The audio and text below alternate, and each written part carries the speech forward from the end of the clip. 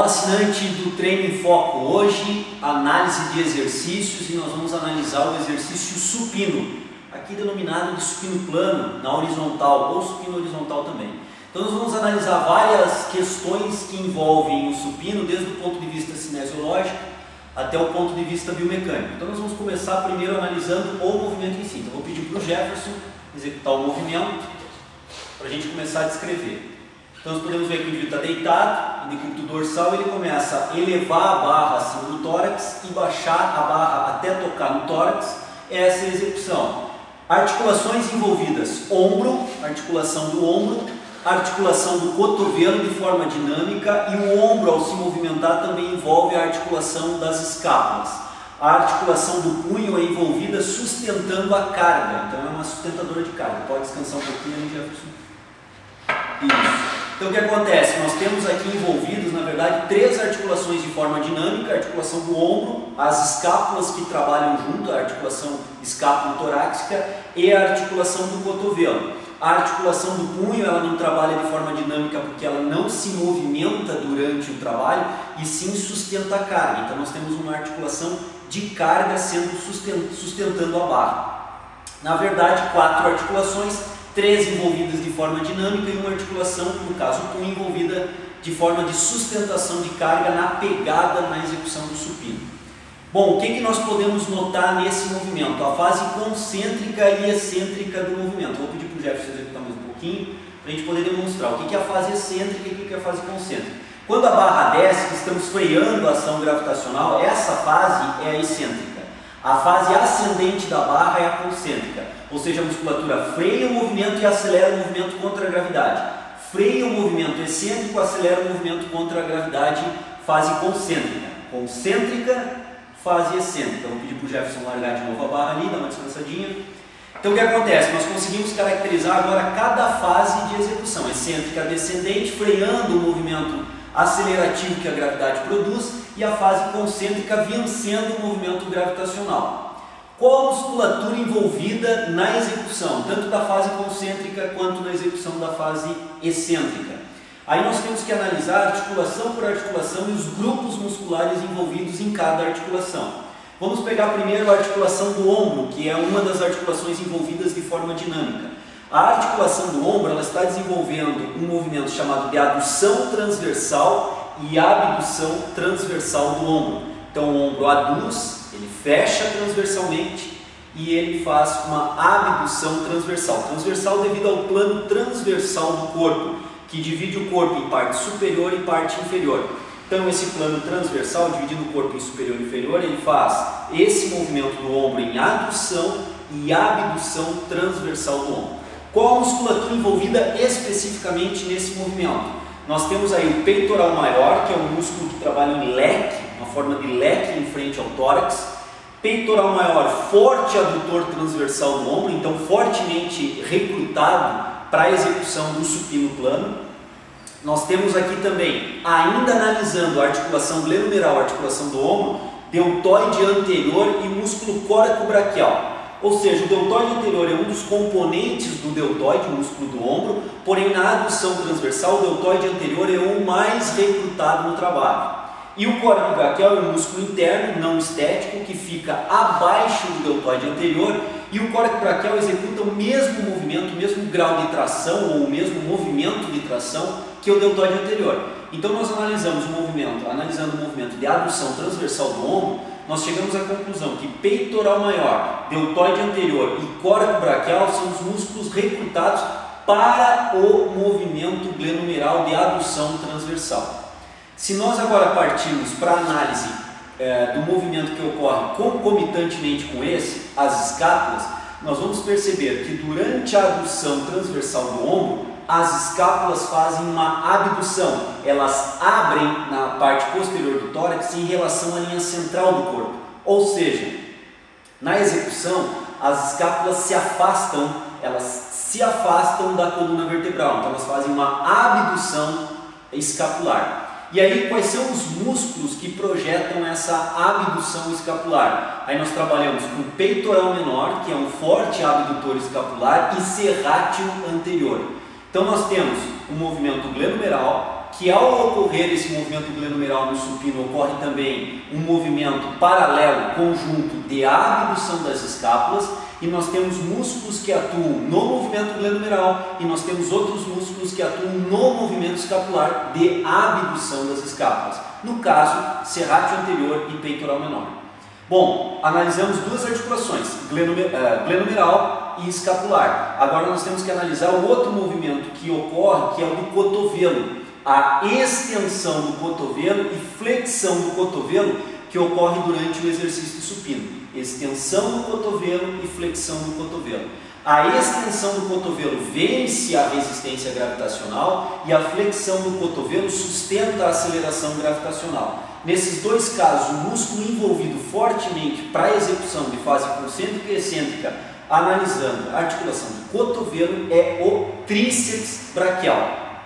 Através dessa análise, nós chegamos às conclusões de quais os grupos musculares envolvidos no exercício supino. Eu vou pedir para o Jefferson de novo executar aqui rapidamente, para a gente relembrar. Se nós analisarmos o movimento glenumeral, nós vemos que peitoral maior, deltoide anterior e coracobraquial estão executando. O movimento de cotovelo, de extensão do cotovelo e flexão é conduzido basicamente pelo tríceps braquial. E o movimento paralelo que ocorre das escápulas é feito pelos músculos abdutores escapulares, peitoral menor e serrátil anterior. Pode colocar a barra, Jefferson. Ok. Então o que acontece? Aqui nós vimos a parte cinesiológica do movimento, descrevendo as articulações envolvidas e descrevendo a musculatura também envolvida no exercício supino. Mas tem outros detalhes que nós devemos analisar. Se a pegada da execução do supino for aberta, nós vamos angular mais a articulação do ombro e angular menos a articulação do cotovelo. Então, uma pegada aberta, mais afastada na barra, angula-se mais a articulação glenumeral e angula-se menos a articulação do cotovelo. Isso gera o quê? Que os músculos envolvidos no movimento glenumeral serão mais acentuados e os músculos envolvidos no movimento do cotovelo serão menos acentuados. Nesse caso, peitoral maior, deltoide anterior e glenumeral na pegada aberta serão mais recrutados com uma maior intensidade no movimento e, por outro lado, o tríceps braquial terá um recrutamento, uma solicitação durante o exercício um pouco menor. Por outro lado, se fizermos uma pegada agora não afastada, formos para o outro extremo, uma pegada fechada, nós conseguimos perceber que essa pegada fechada ela vai angular mais o cotovelo e angular menos glenumeral. O que isso ocorre com essa modificação da angulação? A solicitação de tríceps braquial cresce muito na pegada fechada e a solicitação de peitoral maior, em função do menor angulação glenumeral, é menos solicitado, então a musculatura de peitoral maior, deltoide anterior e coracobraquial. Então a pegada aberta e a pegada mais fechada causam modificações no nível tensional da musculatura envolvida no exercício de supino plano. Então isso é um ponto importante para se definir qual a amplitude de pegada, mais aberta, média, uma pegada fechada que vai ser prescrita para o nosso cliente. Um outro ponto importante durante a execução do supino é o posicionamento dos pés. No caso, até o presente momento, o Jefferson fez todos os movimentos com os pés no solo. E agora eu vou pedir para o Jefferson executar de novo e vou mostrar um detalhe que ocorre com os pés no solo. Só que antes disso, eu quero mostrar para vocês que o quadril nessa posição, a articulação do quadril, ela está estendida. Com o quadril nessa posição estendida bilateralmente, a tendência da pelve é rodar em anteversão. A pelve roda para cima, no caso aqui, para frente, em anteversão. Essa rotação da pelve em anteversão, causada pela extensão das duas articulações do quadril, pode ter uma interferência significativa sobre a curvatura da lordose lombar, que é o que nós vamos tentar mostrar agora. Então, por favor, Jefferson, vai executar o movimento. Se nós percebermos bem, eu vou fazer agora um pequeno detalhe, a minha mão está passando sobre a lordose lombar, porque a pelve roda em anteversão com esse posicionamento dos pés. Coloca a barra ali de novo, Jefferson. Isso, ok. O que nós vamos mostrar agora? Um outro posicionamento com os pés elevados. O que ocorre na posição de pelve? Pode elevar os teus pés primeiro, Jefferson. Isso, cruza. Nessa posição foi feita uma flexão do joelho e uma flexão do quadril. Com isso, a pelve volta a uma posição mais natural. Ela não fica rodada em anteversão. E com isso, a tendência de acentuar a lordose lombar do indivíduo é minimizada. ou completamente retirada, dependendo da postura de lordose lombar do indivíduo. Então, por favor, Jefferson, executa de novo. Isso. Então, nessa execução, se eu tentar agora colocar a minha mão sobre a lombar do Jefferson, eu já não consigo mais esse tipo de atividade. Por quê? Porque a pelve rodou em retroversão e se posicionou numa posição neutra, evitando a acentuação da lordose lombar. Pode colocar o peso ali, Jefferson.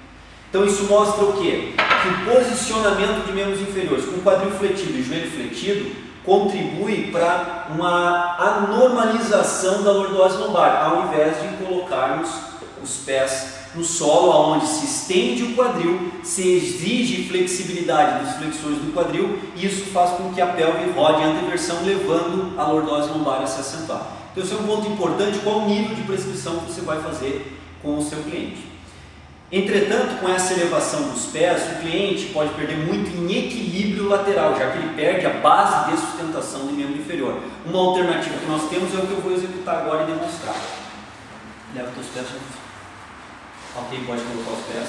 Agora aqui nós posicionamos os pés do cliente mais afastados sobre o step se encontra numa altura praticamente à altura do banco supino, e dessa forma a pelve não vai rodar em anteversão porque o quadril não está estendido, ou as articulações do quadril não estão estendidas, pelo contrário, elas estão fletidas. Isso impede a rotação da pelve em anteversão, e a pelve não rodando em anteversão projeta um bom alinhamento de coluna vertebral na região lombar. Vou pedir para o Jefferson executar de novo para a gente poder demonstrar.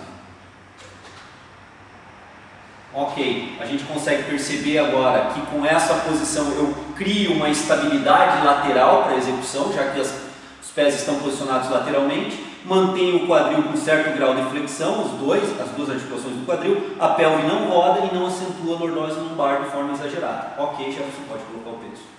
Então nós verificamos aqui que o posicionamento de um step ou qualquer outra alternativa nos pés que dê uma base lateral e permita a flexão das duas articulações do quadril é um procedimento interessante para se conseguir fazer uma boa efetivação do exercício. Isso é um ponto importante.